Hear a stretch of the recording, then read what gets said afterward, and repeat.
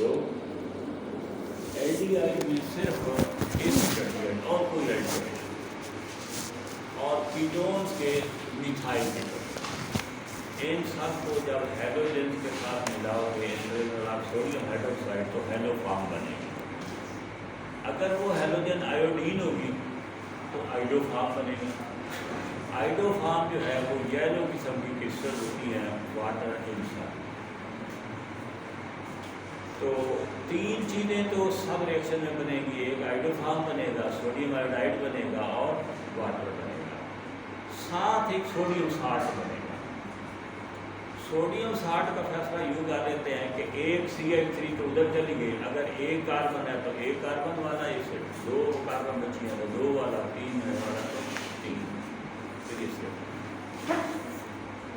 अब ज़रा देखो इसी की बुनियाद पर मसलन बयान के जो सवाल हैं वो 4-5 चीज़ें होंगी, उनके दरमियान वो कहेंगे कि आप कैसे डिस्टिंग्विश करेंगे। अब मसलन यूँ देखो, हमें कहते हैं कि देखो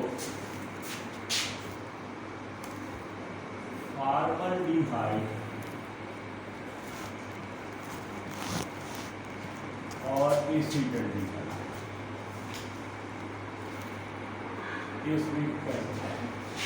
या वो यूँ कहते हैं एसिटाल्डिहाइड और प्रोपेनल,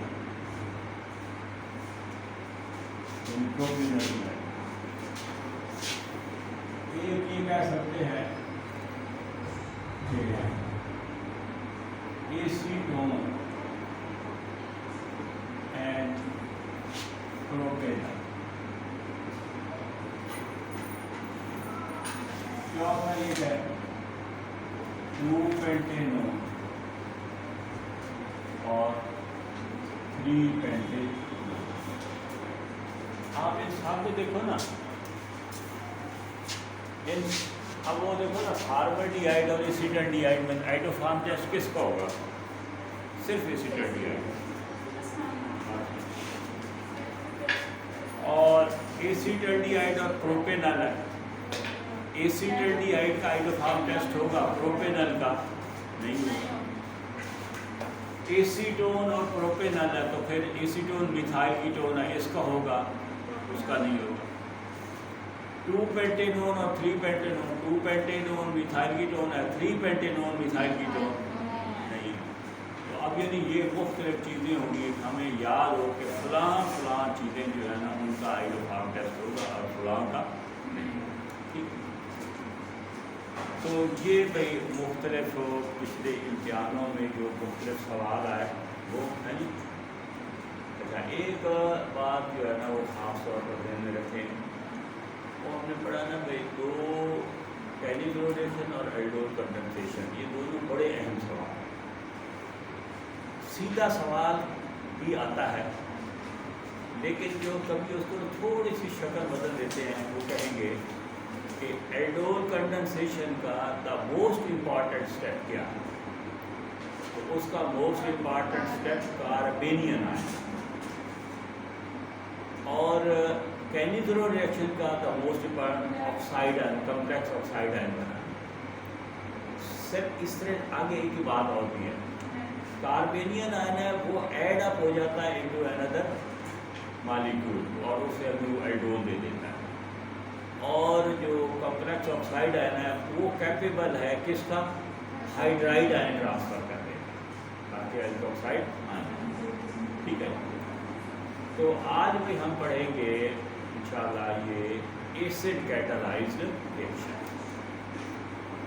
ये nucleophilic addition reaction acid catalyse भी हैं और nucleophilic addition reaction base catalyse. जो एसिड कैटालाइज रिएक्शन है ना, इनमें कुछ लिखने की ज़रूरत नहीं, यहाँ मैं सिर्फ समझा दूँगा। वो बुक में बिल्कुल आसान अल्फाज में, कोई उसमें हमें अपनी तरफ से कोई इजाफा या उसको और सिंप्लीफाई करने की ज़रूरत नहीं है। तो अब ज़रा देखो जी, पहला जो है ना सवाल,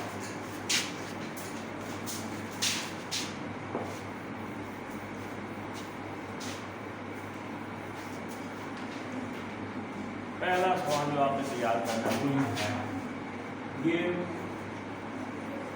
general mechanism for acid catalyzed nucleophilic addition reactions of carbonyl substance। आपको याद होगा मैंने आपसे कहा था कि देखो भाई, जब कार्बोनाइल ग्रुप की रिएक्टिविटी पड़ी थी ना, तो मैंने कहा जो आखिरी एक दो पैरे हैं ना, तो ये आपको ऐसा ऐसा खुद ब खुद याद हो जाएंगे कि अगर कोई रिएक्शन बेस कैटालाइज्ड है तो बेस कैटालाइज्ड रिएक्शन में एडिंग रिएजेंट का न्यूक्लियोफिलिक कैरेक्टर बढ़ता है, और अगर वो रिएक्शन एसिड कैटालाइज्ड होगा तो रिएजेंट का कुछ नहीं होता, बल्कि जो कार्बोनाइल कंपाउंड है उसका इलेक्ट्रोफिलिक कैरेक्टर बढ़ता है। अगर ये प्रोसेस एसिड कैटालाइज्ड होगा तो एसिड कैटालाइज्ड प्रोसेस में एडिंग रिएजेंट को कुछ नहीं होता, क्या होता है, जो कार्बोनाइल कंपाउंड है उसका इलेक्ट्रोफिलिक कैरेक्टर बढ़ता है। अच्छा, दूसरी बात एक और ये देखो कि वहाँ ना हमने पढ़ा था कि जो स्ट्रॉन्ग न्यूक्लियोफाइल से रिएक्शन होगा, यहाँ पे वीक न्यूक्लियोफाइल भी ऐड हो सकता है। वहाँ वो पहले जो शुरू वाले रिएक्शन था ना, उनमें एक लफ्ज़ लिखा हुआ है कि वो रिएक्शन क्या होते हैं, क्योंकि हम उसमें ये देखते हैं कि वो न्यूक्लियोफिलिक रिएजेंट का न्यूक्लियोफिलिक कैरेक्टर बढ़ाते हैं तो वो स्ट्रॉन्ग न्यूक्लियोफाइल बन जाता है। तो वो रिएक्शन होते हैं स्ट्रॉन्ग न्यूक्लियोफाइल से। जो एसिड कैटालाइज्ड हैं ये किससे हो सकते हैं, वीक न्यूक्लियोफाइल से। अच्छा देखो, अच्छा ये इत्तेफाक किया कि इन रिएक्शन में इसके जो एसिड कैटालाइज्ड हैं इनका ज़्यादा मैकेनिज्म नहीं है, सिर्फ एक का है, बाकी सीधे सीधे आपने रिएक्शन याद करने हैं। हाँ जी, आप देखो जी जनरल मैकेनिज्म ये हो गया जी, कार्बोनाइल पार्शियल नेगेटिव पार्शियल और एसिड की अलामत क्या है, एसिड पॉजिटिव। हाँ भाई, कौन अटैक करेगा, अटैक किससे किधर होगा, हाइड्रोजन से इधर हो या ऑक्सीजन से इधर हो, हमेशा नेगेटिव से अटैक, हमेशा किससे कराना, नेगेटिव। तो ये जो नेगेटिव चार्ज वाली ये अटैक करेगी किस पर, कार्बन। अब होगा क्या कि ये कार्बन डबल बॉन्ड ऑक्सीजन और उसके साथ क्या हो जाएगा, हाइड्रोजन।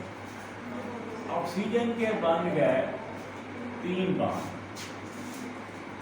तो इस तरह ऑक्सीजन पे आ गया पॉजिटिव चार्ज। इसका एक और रेजोनेटिंग स्ट्रक्चर किया गया, ये देखो ये इक्विलिब्रियम की निश अलामत है।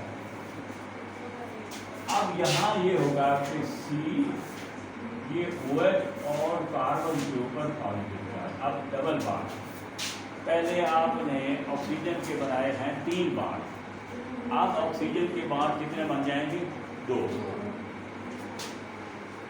सबसे पहले मरहले में क्या हुआ, इसकी प्रोटोनेशन हो गई। क्यों प्रोटोनेशन कहोगे, H पॉजिटिव है ही प्रोटॉन, कार्बोनाइल ग्रुप की प्रोटोनेशन हो गई, इस नेगेटिव के साथ पॉजिटिव लग गया। जब ये लगा बॉन्ड हो गया 3, हाइड्रोजन पे था पॉजिटिव चार्ज, वो इलेक्ट्रॉन उसको एक दे दिया किसने, ऑक्सीजन ने। तो ऑक्सीजन के अपने ऊपर पॉजिटिव चार्ज आ गया, उसने तो कोवेलेंट बॉन्ड। तो इसका एक रेजोनेटिंग स्ट्रक्चर ये हो। और दूसरे स्टेप में क्या होगा कि जो न्यूक्लियोफाइल है वो अब क्या करेगा, इसके ऊपर पॉजिटिव चार्ज है, न्यूक्लियोफाइल यहाँ अटैक करेगा और इसके साथ अटैक हो जाएगा। तो ये हो गया न्यूक्लियोफाइल कार्बन के साथ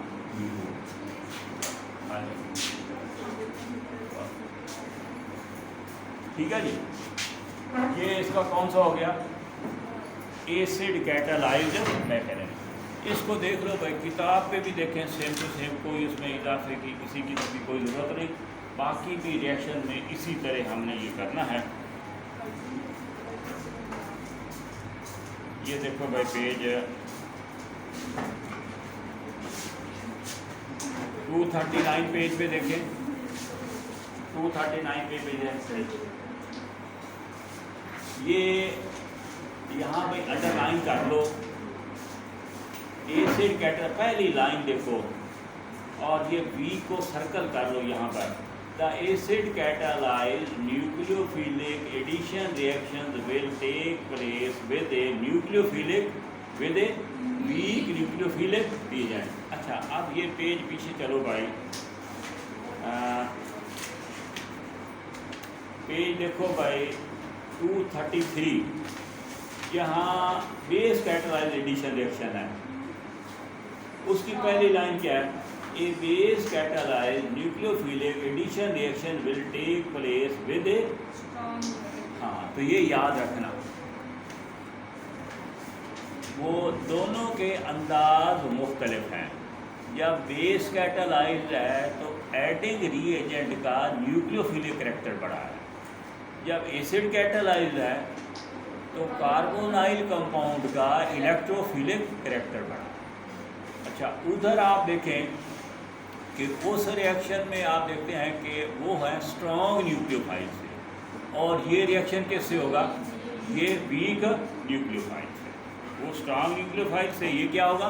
वीक न्यूक्लियोफाइल। अच्छा, और ये इनिशिएशन किसके होगी? प्रोटॉन से। एसिड कैटालाइज्ड है, ठीक है ना? The proton compound combine with the carbonyl oxygen atom and increases the electrophilic character of the carbonyl carbon. तो as a result the attack of the weak nucleophile becomes easier. तो ये देखो ना, attack कहाँ से शुरू किया है? हाइड्रोजन से नहीं है, नेगेटिव से हो गया। अच्छा, ये आप जो किताब में ये बना हुआ ना, इसके सामने बेशक इसका एक रेजोनेटिव स्ट्रक्चर ये जो मैंने बनाया है ये बना लें, क्योंकि तो इस तरह कर लें, और ये न्यूक्लियोफाइल इसके साथ ऐड हो गया, ये चीज़, ठीक है जी। अच्छा, अब ज़रा देखो भाई, दूसरे जो रिएक्शन है ना वो आपने सिर्फ यहाँ समझने हैं।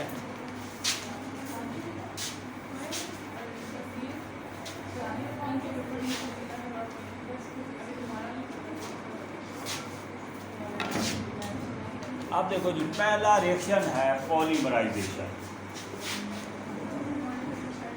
एसिड कैटालाइज रिएक्शन में पहला रिएक्शन कौन सा है? अच्छा, पॉलीमराइजेशन में भी सिर्फ दो की हमने पढ़ना है। वो क्या है? इम्तिहान का सवाल ये हो गया, फॉर्मल्डिहाइड को तब्दील करो मेटा फॉर्मल्डिहाइड। ये देखो, मेटा अलग नहीं है, मेटा फॉर्मल्डिहाइड, ये कन्वर्शन। इम्तिहान वाले देंगे सिर्फ फॉर्मल्डिहाइड को तब्दील करो किसमें? अच्छा, और दे देते हैं कि एसीटल्डिहाइड को तब्दील करो पैरल्डिहाइड। एसीटल्डिहाइड को तब्दील करो। अच्छा, ये दोनों पॉलीमराइजेशन रिएक्शन है। ये आपने ना फॉर्मल्डिहाइड ये हो गया, इसके 3 मॉलिक्यूल डाइल्यूट H2SO4 की मौजूदगी क्या बनाएंगे? Meta formaldehyde. और इसी तरह एसीटल्डिहाइड के 3 मॉलिक्यूल जब इन्हें आप हीट करेंगे in presence of dilute H2SO4 तो क्या बनेगा? अब देखिए इसके स्ट्रक्चर को कैसे देखना, ये याद करना। अच्छा, ये जरा देखना भी, इसमें ये बात जरा समझो। बेंजीन में 6 कार्बन है ना, तो आप वहाँ सारी 6 की 6 कार्बन है। यहाँ आपने alternate carbon oxygen carbon oxygen carbon oxygen 3 carbon लिखोगे और 3 ऑक्सीजन। अब आप देखो मर्जी मेरी, मैं यहाँ कार्बन देकर ये 2 ऑक्सीजन लिख देता हूँ, ठीक है, और यूं भी लिख सकता हूँ ऑक्सीजन लेकर 2 कार्बन लिख दूँ। अब इसके बाद हमारी गिनती होगी कार्बन, ये अब 2 कार्बन हो गए, और इसके बाद अगर ये लिखूं इसके बाद ये ऑक्सीजन, और इसके बाद इस कार्बन के साथ कितनी हाइड्रोजन है? 2। फॉर्मल्डिहाइड के साथ में तो ऑक्सीजन के तो 2 बार पूरे हो गए, रह किसके गए? कार्बन के कितने बार है? 2 बन गए, बाकी 2 रह गए, वो किससे पूरे करने हैं? 2 हाइड्रोजन से। तो चाहे यूं लिख दो CH2 CH2 CH2, या 2 बार बनाकर हाइड्रोजन।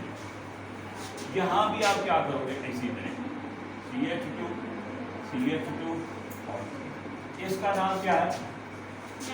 मेटा। यानी ये वो वाला मेटा नहीं है जो आपको मेटा पैरा था, ये क्या बन गया? Meta formaldehyde. अच्छा, उधर आपने ये दोनों में पैराल्डिहाइड का लिखना है तो भी इसी तरह आपकी मर्जी, आप कार्बन से शुरू करके ये 2 ऑक्सीजन लगा दो, आपकी मर्जी, आप ऑक्सीजन लगाकर 2 कार्बन, इन ऑक्सीजनों के बाद कार्बन की बारी, और फिर ऑक्सीजन, कार्बन के बाद ये ऑक्सीजन, और उसके बाद कार्बन। अच्छा, अब यहाँ देखो ना भाई, इस कार्बन के साथ एक हाइड्रोजन है और एक मीथाइल, तो मैं इस कार्बन के साथ एक हाइड्रोजन लगा दूंगा, एक मीथाइल, ये हाइड्रोजन और एक मीथाइल, एक हाइड्रोजन और एक मीथाइल, ये हाइड्रोजन और मीथाइल, ये हाइड्रोजन और,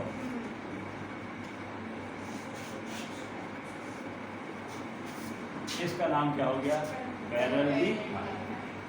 कोई मैकेनिज्म कुछ भी नहीं है, न किसी कीटोन के लिए पढ़ना है न कीटोन। इम्तिहान का सवाल फॉर्मल्डिहाइड को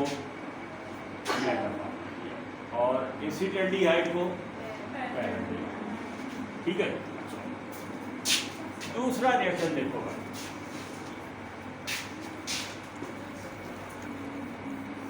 पहले वो जो मुख्तसर सा रिएक्शन है वो कर लेते हैं, फिर उसके बाद वो अमोनिया डेरिवेटिव वाला किताब में उसके बाद तरतीब है अमोनिया डेरिवेटिव, तो मैं उसको